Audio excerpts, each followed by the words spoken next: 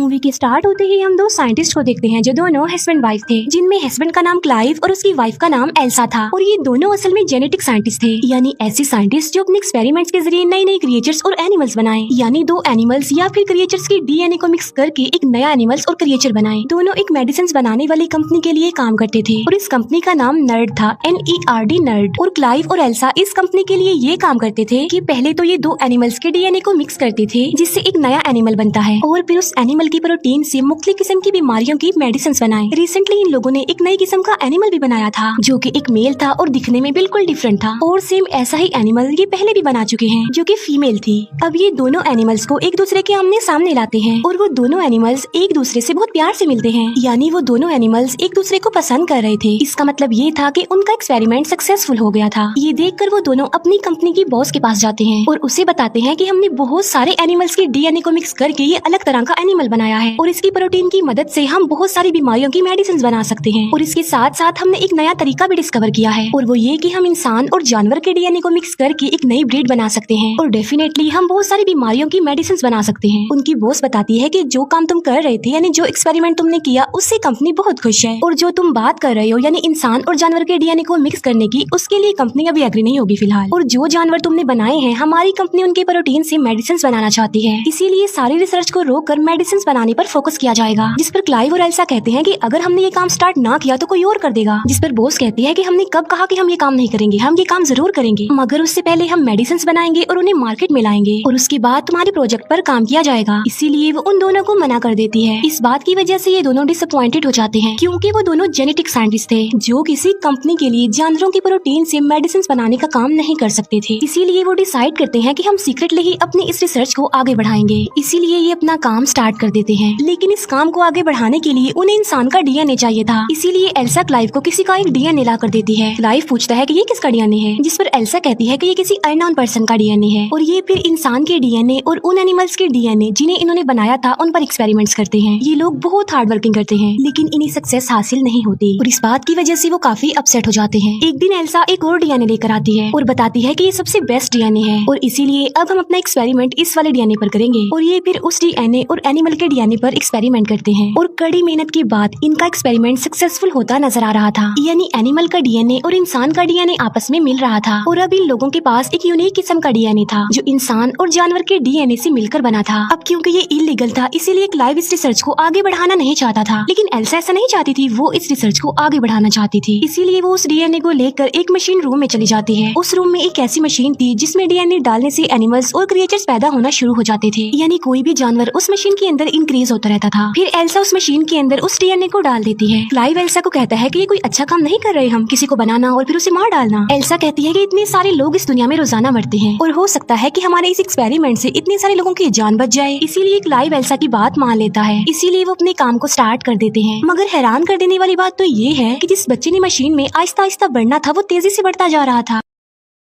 Check करने पर उन्हें पता चलता है कि बच्चा बिल्कुल नॉर्मल है, लेकिन शाम को उस लैब का अलार्म बजने लगता है, और जब ये लोग चेक करने के लिए जाते हैं तो ये देखते हैं कि बच्चा पूरी तरह डेवलप्ड हो गया है, यानी वो पैदा होने के लिए, बाहर आने के लिए डेवलप्ड हो गया है। इसीलिए वो उसे बाहर निकाल देते हैं, जो काफी अजीब लग रहा था। क्लाइव इस क्रिएचर को मारना चाहता था। एल्सा कहती है कि अभी हमें ऐसा नहीं करना चाहिए, क्योंकि क्या पता कि हम एक सक्सेसफुल क्रिएचर बना लें। लेकिन क्लाइव एल्सा की बात नहीं मानता, इसीलिए वो उस जगह पर जाते हैं जहाँ पर वो क्रिएचर था, क्योंकि वो उसे मारना चाहते थे, और वहाँ जाकर उन्हें पता चलता है कि वो तो पहले ही मर चुका है। इसीलिए क्लाइव वहाँ से चला जाता है। एल्सा कहती है कि अब खतरे वाली कोई बात नहीं है, इसीलिए एल्सा उस बॉक्स को ओपन कर देती है, और जब वो चेक करती है तो उसे पता चलता है कि यहाँ पर कोई बच्चा, कोई क्रिएचर नहीं है, बल्कि ये सिर्फ एक स्किन है, यानी उस स्किन में से कोई क्रिएचर निकला है जो उस वक्त लैब में ही है। फिर वहाँ पर वही अजीब सा क्रिएचर दिखाया जाता है जिसके 2 पैर थे। बाहर से क्लाइव उस क्रिएचर को देख लेता है, और वो एल्सा को कहता है कि तुम जल्दी से बाहर आ जाओ, मैं पॉइजनस गैस ऑन कर रहा हूँ। लेकिन एल्सा क्लाइव की बात नहीं मानती, और वो उस क्रिएचर को कहती है कि मैं तुम्हें कोई नुकसान नहीं पहुँचाऊंगी, इसलिए तुम मत डरो। और ये सुनने के बाद वो अजीब सा क्रिएचर एल्सा के पास आता है और उसे डरता भी नहीं, लेकिन तभी पीछे से क्लाइव एक रॉड लेकर वहाँ पर आ जाता है, जिसे देखकर उस क्रिएचर को गुस्सा आ जाता है। फिर क्लाइव और एल्सा वहाँ से बाहर आ जाते हैं। क्लाइव एल्सा को कहता है कि मैं पॉइजनस गैस ऑन कर रहा हूँ, क्योंकि मैं इस क्रिएचर को जिंदा नहीं रख सकता, मैं इसे मारना चाहता हूँ। जिस पर एल्सा कहती है कि नहीं, हम सिर्फ इसे बेहोश कर देंगे, क्योंकि मैं देखना चाहती हूँ कि हमने क्या बनाया है। इसीलिए वो उसे बेहोश करते हैं और उसे एग्जामिन करने लगते हैं। तब उन्हें पता चलता है कि ये क्रिएचर एक फीमेल है असल में, जो बहुत फास्टली ग्रो कर रही है, और एक टाइम ऐसा आएगा कि डेवलप होने के बाद मर जाएगी, यानी इसका लाइफ साइकिल बहुत छोटा है। फिर आहिस्ता आहिस्ता ये क्रिएचर क्रिएचर बड़ा होता जा रहा था, डेवलप होता जा रहा था, उसके हाथ पैर निकलने लगते हैं, उसका दिमाग भी डेवलप्ड हो जाता है और एल्सा उससे इमोशनली कनेक्ट भी होती जा रही थी। वो उसे खाना खिलाती थी, डिफरेंट एक्टिविटीज सिखाती थी। एक दिन एल्सा उस क्रिएचर को बहुत सारे अल्फाबेट्स देती है और उसे कहती है कि इन अल्फाबेट्स को ऐसे अरेंज करो कि मेरा नाम बन जाए, लेकिन वो क्रिएचर सिर्फ नर्ड बना देती है, NERD, जो इस कंपनी का नाम था, क्योंकि उसने एल्सा की शर्ट पर ये स्पेलिंग देखे थे। ये देखकर एल्सा खुश हो जाती है क्योंकि वो अब चीजों को पिक कर रही थी। तभी वहाँ पर क्लाइव आ जाता है जो इस क्रिएचर को बिल्कुल भी लाइक नहीं करता था। वो कहता है कि इस क्रिएचर को बाहर किसने निकाला, अंदर रखो इसे, और इसकी दुम भी कवर होनी चाहिए। असल में उस क्रिएचर की एक काफी लंबी दुम थी। एल्सा क्लाइव को कहती है कि इसे जानवर मत कहो। क्लाइव कहता है तो फिर मैं क्या कहूँ इसे? वो कहती है कि तुम इसे ड्रैन कहो, क्योंकि इसने अभी अभी अल्फाबेट से NERD नर्ड बनाया है, जिसे उल्टा करके ड्रैन बनता है। और फिर एक दिन क्लाइव का भाई भी ड्रैन को देख लेता है और उसे ड्रैन की सारी रियलिटी पता चल जाती है। अब क्योंकि वो ड्रैन को वहाँ पर नहीं रख सकते थे, इसीलिए वो उसे फार्म हाउस में भेज देते हैं। और अब वो टाइम आ जाता है जब क्लाइव और एल्सा ने कंपनी के ऑनर को प्रेजेंटेशन देनी थी उन क्रिएचर्स के बारे में जो उन्होंने पहले बनाए थे। और जब वो प्रेजेंटेशन देने के लिए उन दोनों क्रिएचर्स को कंपनी के ऑनर के सामने लाते हैं, और तब वो दोनों क्रिएचर एक दूसरे से लड़ने लगते हैं और इसी में ही उनकी मौत हो जाती है। और इस बात की वजह से वो लोग काफी डिसअपॉइंटेड हो जाते हैं। फिर वो उन दोनों क्रिएचर्स के लड़ने का रीजन ढूंढते हैं। तब उन्हें पता चलता है कि उन क्रिएचर में जो फीमेल थी वो अपने आप ही कन्वर्ट हो गई थी, यानी उसने अपना जेंडर चेंज कर लिया था और वो मेल बन गई थी, क्योंकि उस क्रिएचर में एक ऐसे एनिमल का DNA था जो खुद को कन्वर्ट करके अपना जेंडर चेंज कर सकते थे। और एल्सा और क्लाइव को ये बात इसीलिए पता नहीं चल पाई क्योंकि वो अपने दूसरे एक्सपेरिमेंट यानी ड्रैन के साथ बहुत बिजी थे और यहाँ पर वो टाइम ही नहीं दे पाए। ड्रैन जो कि अब काफी बड़ी हो चुकी है और एल्सा उसे बिल्कुल बच्चों की तरह ट्रीट करती थी, उसे सब कुछ सिखाती है, उसे प्यार करती है। लेकिन एक दिन ड्रैन भागकर जंगल में चली जाती है और जब क्लाइव और एल्सा उसे चेक करने के लिए जाते हैं तो वो दिखते हैं कि ड्रैन ने एक रैबिट को मार दिया है और वो उसे खा रही है। इसके बाद वो दोनों उसे घर ले आते हैं। एल्सा फिर जब ड्रैन को खाना देती है तो वो खाना नहीं खाती, बल्कि कहती है कि मैं इस बोर जगह की वजह से बहुत ज्यादा बोर हो गई हूँ। ये बात वो अपनी जुबान से नहीं बताती, बल्कि वो उन अल्फाबेट्स की मदद से TDS लिख देती है, यानी यहाँ पर मैं बहुत ज्यादा बोर हो रही हूँ। फिर वो छत को फाड़कर ऊपर चली जाती है। तब उसके पीछे पीछे क्लाइव और एल्सा भी जाते हैं।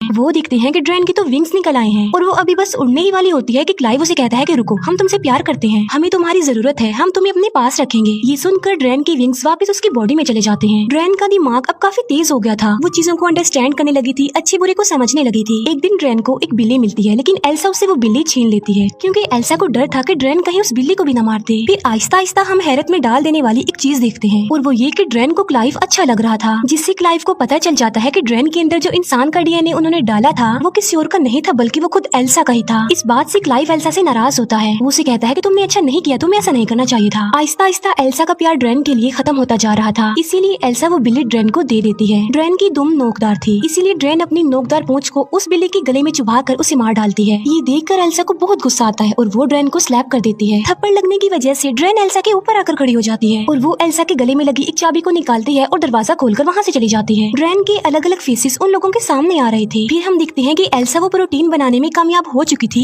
जिसकी रिस्पॉन्सिबिलिटी कंपनी ने उस पर लगाई थी। फिर एक दिन क्लाइव कैमरा की फुटेज यानी अपने लैपटॉप की स्क्रीन पर देख रहा होता है कि ड्रैन कहाँ पर है और ड्रैन उस वक्त पानी में होती है। और अब क्लाइव को भी ड्रैन अच्छी लगने लगी थी और वो अपने लैपटॉप की स्क्रीन पर हाथ लगाता है। दूसरी तरफ ड्रैन भी कैमरा को टच करती है, यानी वो क्लाइव के हाथ को अपना हाथ लगाती है, क्योंकि वो जान चुकी थी कि क्लाइव उसे देख पा रहा है। ये देखकर क्लाइव काफी हैरान रह जाता है। फिर हम देखते हैं कि क्लाइव उस फार्म हाउस उस जगह पर आया है जहाँ पर ड्रैन थी। क्लाइव वहाँ पर अकेला आया था, यानी उसके साथ एल्सा नहीं थी। क्लाइव ड्रैन को आवाज लगाता है, लेकिन वो उसे कहीं पर भी नजर नहीं आती। तभी क्लाइव पीछे मुड़कर देखता है तो ड्रैन उसके पीछे खड़ी होती है। तभी ड्रैन क्लाइव के पास आकर उसे कहती है कि तुम मुझे अच्छे लगते हो। इस पर क्लाइव कहता है कि नहीं, ये बुरी बात है। लेकिन अब क्योंकि क्लाइव को भी ड्रैन अच्छी लगती थी, इसीलिए वो भी अपनी फीलिंग्स पर कंट्रोल नहीं कर पाता। लेकिन इतनी ही देर में वहाँ पर एल्सा आ जाती है। वो जब उन दोनों को साथ देखती है तो उसे बहुत बुरा फील होता है, इसीलिए वो नाराज होकर वहाँ से चली जाती है। अब क्योंकि ड्रैन की दुम का इतना बड़ा नेल था, यानी वो किसी के लिए भी खतरा हो सकता था, इसीलिए एल्सा उसकी दुम काट देती है। एल्सा बहुत ज्यादा सैड होती है और यहाँ पर उन दोनों को अपनी गलती का एहसास होता है कि उन्हें ये क्रिएचर नहीं बनाना चाहिए था। एल्सा कहती है कि जो प्रोटीन कंपनी को चाहिए था वो मैं बना चुकी हूँ और वो ड्रैन के अंदर है, बहुत ज्यादा है। और अब वो दोनों डिसाइड करते हैं कि वो ड्रैन को मार डालेंगे। फिर वो दोनों ड्रैन के पास जाते हैं। वो देखते हैं कि ड्रैन की हालत तो ऑलरेडी मरने वाली है और देखते ही देखते ड्रैन मर जाती है, क्योंकि हम जानते हैं कि उसका लाइफ साइकिल इतना ही था। उसके मरने के बाद वो दोनों उसे करीबी जगह पर दफना देते हैं। दफनाने के बाद क्लाइव का भाई वहाँ पर आता है और उसके साथ एक और एम्प्लॉय था और क्लाइव का भाई भी उसी कंपनी में काम करता था। क्लाइव का भाई कहता है कि मैं जानता हूँ कि तुम दोनों ने एक क्रिएचर बनाया है जो बिल्कुल इंसानों जैसा लगता है, क्योंकि जो प्रोटीन तुमने कंपनी को दिया है उसमें ह्यूमन का डीएनए भी शामिल है। इसीलिए अब मैं उस क्रिएचर को देखना चाहता हूँ जो तुमने बनाया है। जिस पर वो कहते हैं कि वो तो मर चुकी है और हम तो उसे दफन भी कर चुके हैं। और तभी किसी की जोरदार चिल्लाने की आवाज आती है और ये आवाज उस तरफ से आ रही थी जहाँ पर उन्होंने ड्रेन को दफन किया था। इसीलिए वो जल्दी से उसी तरफ भागते हैं। वो देखते हैं कि जहाँ पर उन्होंने ड्रेन को दफन किया था वो वहाँ पर नहीं है,